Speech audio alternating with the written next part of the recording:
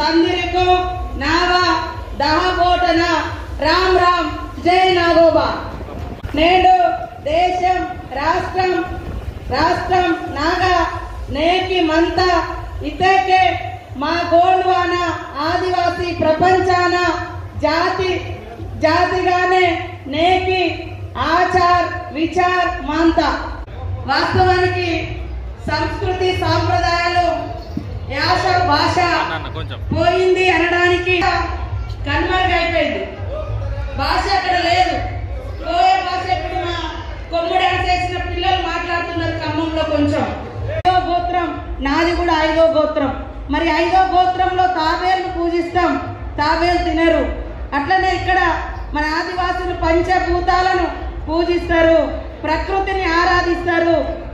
కాబట్టి దయచేసి మనం ఎంత గొప్ప స్థాయిలో ఉన్నా మన ఆచారాలు సాంప్రదాయాలు మన తాత ముత్తాతలు ఇచ్చినటువంటి సంపద ఏదైనా ఉంది అంటే ఇవే. వీటిని కాపాడుకోవడం మూలంగానే మన జాతుల యొక్క ప్రత్యేకత ప్రపంచానికి తెలుస్తుంది. కాబట్టి అప్పుడే ప్రత్యేక ఫండ్స్ కానీ ప్రత్యేక గుర్తింపు కానీ ఉంటుంది. ఆ రోజు భారత రాజ్యాంగంలో డాక్టర్ బిఆర్ అంబేద్కర్ గారు ఈ ప్రాంతాలకు స్వయం ప్రతిపత్తిని కల్పిస్తూ మావే నాట్ మావే రాజ్ అనే విధంగా 5th schedule 6th schedule 8th schedule అని ఆదివాసీ ప్రాంతాలకు ఒక ప్రత్యేక స్వయం ప్రతిపత్తి ఇచ్చినటువంటి మహనీయుడు అంబేద్కర్ గారు వారితో ఆ రోజు చర్చలలో ఉండి మరి రాజ్యాంగం ఆమోదంలో ప్రత్యేకంగా కృషి చేసినటువంటిది కూడా ఇందిరాగాంధీ గారి తండ్రి, ఈ దేశ ప్రధాని మొదటి ప్రధాని నెహ్రూ గారు కూడా ఆదివాసీల కోసం ఇవన్నీ ఉండాలి అని ప్రత్యేకంగా చేర్పించినటువంటి మహనీయుడు. అదేవిధంగా ఈరోజు ఒక మనం దర్బారు నిర్వహించుకుంటున్నామంటే మరి 1942లో ఆస్ట్రియాలో పుట్టి ఈ ప్రాంతానికి వచ్చి ఇక్కడనే పెరిగి ఇక్కడే పనిచేసి భార్య భర్తలు ఇద్దరు మార్లవాయిలో నికర నివాసం ఏర్పాటు చేసుకొని నేను మరణిస్తే నా అస్థికలు నా ఆనవాళ్ళు నేను పనిచేసినటువంటి ఆదివాసీ దగ్గరే ఉండాలని మార్లవాయిలో సమాధి చేయబడ్డటువంటి భార్య భర్తలు హెమెండాక్ గారు మరి వారి వైఫ్ ఎలిజబెత్ గారు వారు ఎంత గొప్పవాళ్ళు, మన ఇంత దూరం వచ్చి మన కోసం పనిచేసిరు.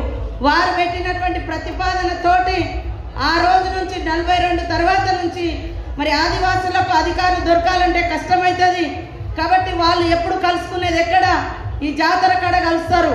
కాబట్టి అక్కడనే ఈ దర్బార్ పెట్టాలని వారి సూచన మేరకు ఎమండార్ఫ్ గారి యొక్క సూచన మేరకు ఈరోజు ఈ దర్బార్ అనేది వస్తూ ఉంది. ఈరోజు కొన్ని ఊళ్ళల్లో రోడ్లు రావచ్చు, సౌకర్యాలు రావచ్చు, కానీ దాని ఆనవాయితీగానే ఇది వస్తుంది. ఆనవాయితీగా కాకుండా ఖచ్చితంగా ఒక మ్యాండేట్గా ఇది భవిష్యత్ తరాలకు కూడా ఇంకా ఇంకా నిర్వహిస్తాం, ఇంకా పటిష్టం చేస్తాం. సీఎం రేవంత్ రెడ్డి గారు కూడా ప్రత్యేకంగా మరి మొన్న జాతర మొదలైన రోజే శుభాకాంక్షలు తెలియజేసి మెస్రం వారికి నాగోబా జాతరకు వచ్చే భక్తులకన్నీ కూడా ఏర్పాట్లు చేయండి అని అధికారులను ఆదేశించడం జరిగింది. వారు కూడా దాదాపుగా 2-3 సార్లు ఇక్కడికి వచ్చి మరి నాగోబా తల్లి యొక్క దీవెన తీసుకున్నారు, మెస్రం వంశస్థుల యొక్క దీవెనలు తీసుకున్నారు. వారి నోటి వాక్యం మేరకు గత అంతకుముందు జాతరలో రాత్రి 1 గంటకు వస్తే నువ్వు ముఖ్యమంత్రి అయితే పో అని మరి మన పెద్ద మనిషి ఇక్కడ నుంచి దీవించిరు దేవుళ్ళు పూజారులు. నెక్స్ట్ జాతరకు ఆయన ముఖ్యమంత్రి అయినా మేము మంత్రులమైన ఇక్కడికి వచ్చినాం. అది మన తల్లుల యొక్క మన నాగోబా యొక్క పవర్ఫుల్ అని కూడా తెలియజేస్తా ఉన్నాం. ఖచ్చితంగా మొన్ననే మీటింగ్ పెట్టడం జరిగింది. ఆ సమస్యలన్నీ కూడా తొందరలోనే పరిష్కరిస్తే ప్రతి ఊరికి రోడ్డు కానీ మరి ఇల్లు ఇందిరమ్మ ఇల్లు కానీ ఉద్యోగ అవకాశాలు పొడుగుల పట్టాలు కరెంటు విద్యుత్తు బోర్లు ఇవన్నీ కూడా వేయాలని వారు కూడా చాలా తపనతో ఉన్నాడు. తప్పకుండా ఈ వారం రోజులలో మేము కూడా హైదరాబాద్లో మరి ట్రైబల్ ఎమ్మెల్యేల అందరం మీటింగ్ పెట్టుకొని ప్రత్యేకంగా ట్రైబల్ సమస్యల మీద ఆదివాసీల సమస్యల మీద ఒక తీర్మానంతో తొందరగా బడ్జెట్ కేటాయించుకొని అవన్నీ కూడా మన కష్టాలన్నీ కూడా తీరిపోయే విధంగా పనిచేస్తామని తెలియజేస్తూ మరి ఈరోజు ఇది రాజకీయం కాదు, కేవలం మన ఆచార సాంప్రదాయ విశ్వాసంతో కూడుకున్నటువంటి ప్రజా దర్బార్. కాబట్టి మేము ఒక ఆదివాసీ బిడ్డలుగా రావాలి అనే ఉద్దేశంతో వచ్చినాం. ఈరోజు మన వాళ్ళు చాలా మంది మనం ఈ జాతి అని చెప్పుకోవడానికి ఇబ్బంది పడతారు. మరి మన కట్టు బొట్టు మన మాట మాట్లాడడానికి కూడా వెనుకాడతారు. కాబట్టి దయచేసి మేము భాష కోల్పోయి చాలా బాధపడుతున్నాం వరంగల్లో.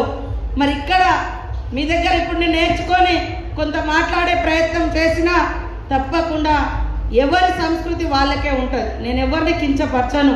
ఒక్కొక్క కులానికి ఒక్కొక్క సాంప్రదాయం ఉంటుంది, ఒక్కొక్క జాతికి ఒక్కొక్క సాంప్రదాయం, ఒక్కొక్క మతానికి ఒక్కొక్క విశ్వాసం నమ్మకం ఉంటుంది. మనది మనం కాపాడుకోవడమే మనం పూర్వీకులకు మన ముత్తాతలకు మనం ఇచ్చే ఘనమైన గౌరవం. ఇది గొప్ప సంస్కృతి. మన ఇళ్ళల్లో ఆడవాళ్ళని కష్టపెట్టే విధానం లేదు. మన ఇళ్ళల్లో ఆడవాళ్ళ దగ్గర డబ్బులు తీసుకొని పెళ్లి చేసే సిస్టమ్ లేదు. అదనంగా ఆడవాళ్ళకే పెళ్లి డబ్బులు ఇచ్చి ఇప్పటికి కూడా ఇక్కడ ఉంది కదా 12 రూపాయలు ఇచ్చి 12 రూపాయలు ఎదురిచ్చి పిల్లలు తీసుకొచ్చుకొని పెళ్లి చేసే సంస్కృతి ఉంది. కాబట్టి కట్నాలు కానుకలు ఇట్లాంటి కల్చర్ లేదు.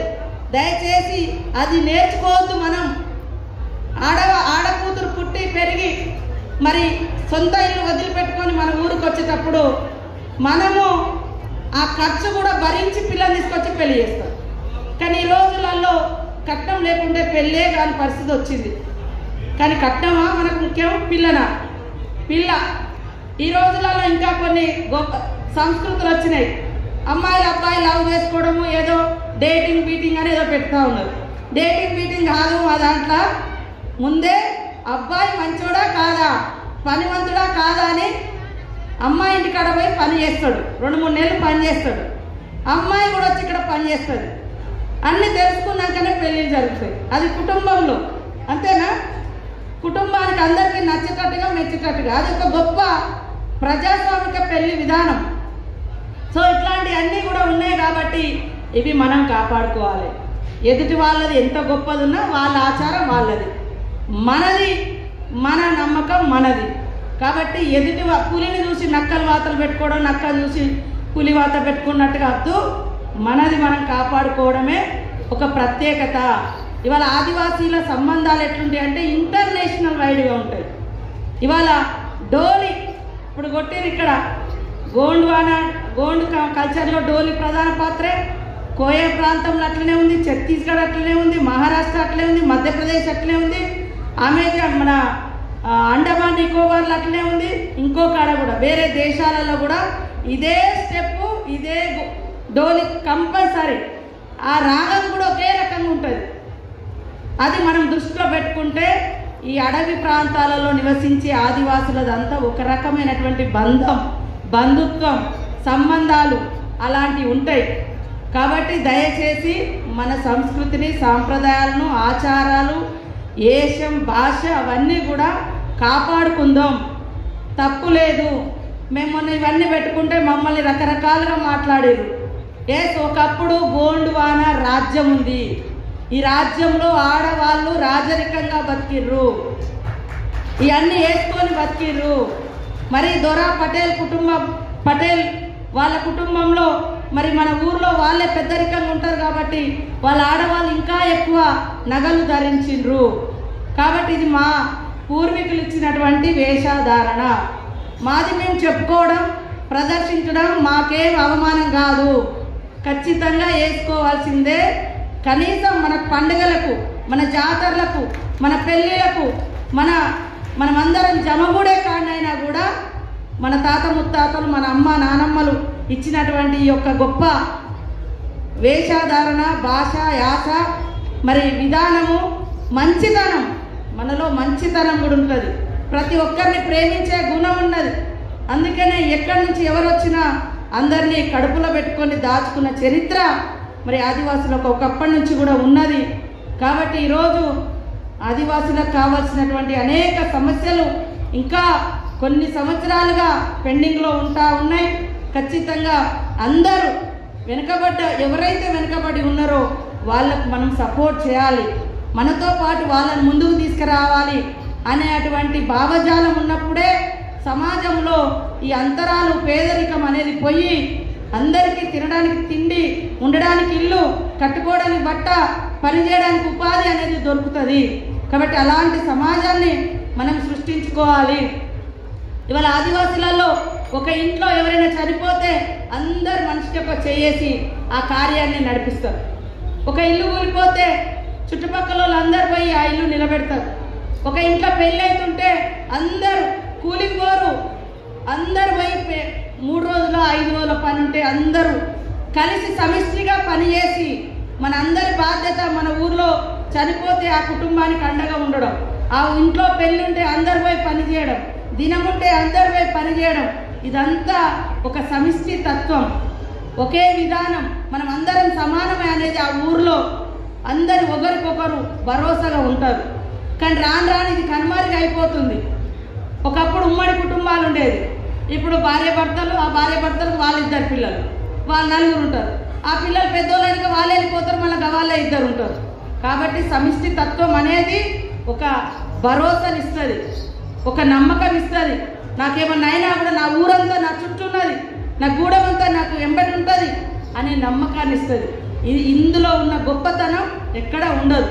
కాబట్టి మన పూజారులందరూ కూడా దయచేసి చాలా గొప్పగా పూజా విధానం నడుస్తుంది, దాన్ని ఇట్లనే కొనసాగించాలి.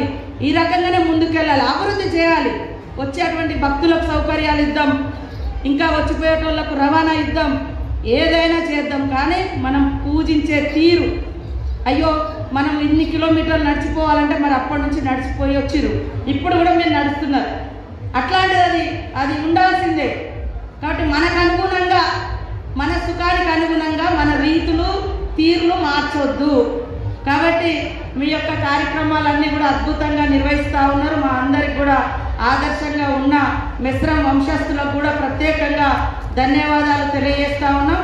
తప్పకుండా ఈ జిల్లాలో ఉన్న సమస్యలన్నిటికీ కూడా తొందరలోనే ముగింపు పరిష్కారం చేస్తామని తెలియజేస్తూ జై నాగోబా, జై నాగోబా, సత్యరికం రామ్ రామ్.